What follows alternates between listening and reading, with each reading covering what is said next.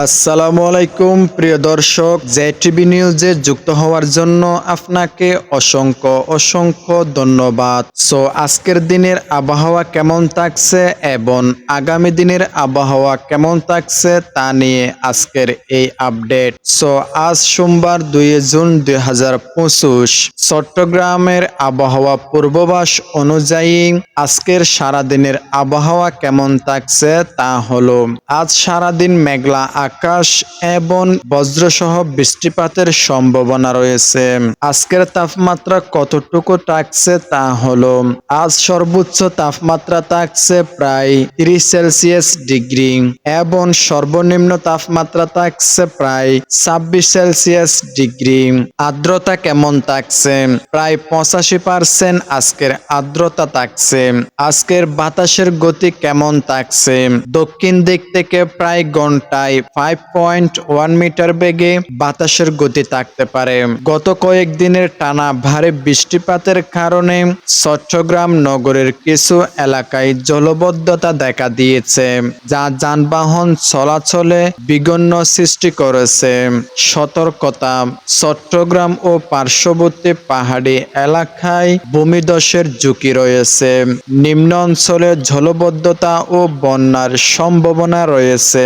বজ্রপাতের সময় নিরাপদ স্থান অবস্থান করুন। পরামর্শ, বাইরে বের হলে অবশ্যই ছাতা বা রেইনকোট সঙ্গে রাখুন। জরুরি প্রয়োজনে স্থানীয় প্রশাসনের নির্দেশনা অনুসরণ করুন। বন্যা বা ভূমিধস প্রবণ এলাকায় সতর্ক থাকুন। ঘূর্ণিঝড় শক্তি এখন কোন সাগরে অবস্থান করতেছে তা হলো, ঘূর্ণিঝড় শক্তি বর্তমানে বঙ্গোপসাগরে অবস্থান করতেছে। গত মে মাসের শেষ দিকে বঙ্গোপসাগরে একটি নিম্নচাপ সৃষ্টি হয়েছিল, যা ঘূর্ণিঝড়ে পরিণত হওয়ার সম্ভাবনা ছিল। তবে এটি গভীর নিম্নচাপে পরিণত হয়ে বাংলাদেশের উপকূল অতিক্রম করে এবং ঘূর্ণিঝড়ের রূপ নেয়নি। এর প্রধান কারণ ছিল মৌসুমী বায়ুর আগমনে সাগরের পরিবেশ ঘূর্ণিঝড় সৃষ্টির জন্য অনুকূল না থাকা।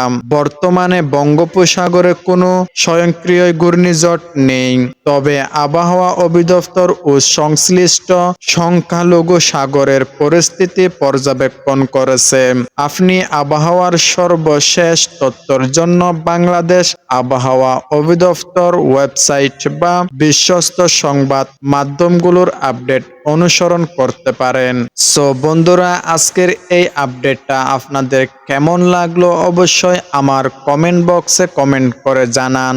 আর আপনার এলাকায় বৃষ্টিপাত কেমন হচ্ছে তাও কমেন্ট করে জানাবেন। কোন এলাকা থেকে দেখছেন তাও কমেন্ট করে জানাবেন। বন্ধুরা, পরবর্তী এরকম নেক্সট ভিডিও পাওয়ার জন্য আমার এখনই এই চ্যানেলটা সাবস্ক্রাইব করে রাখুন। Mohammad Junaid, JTV news.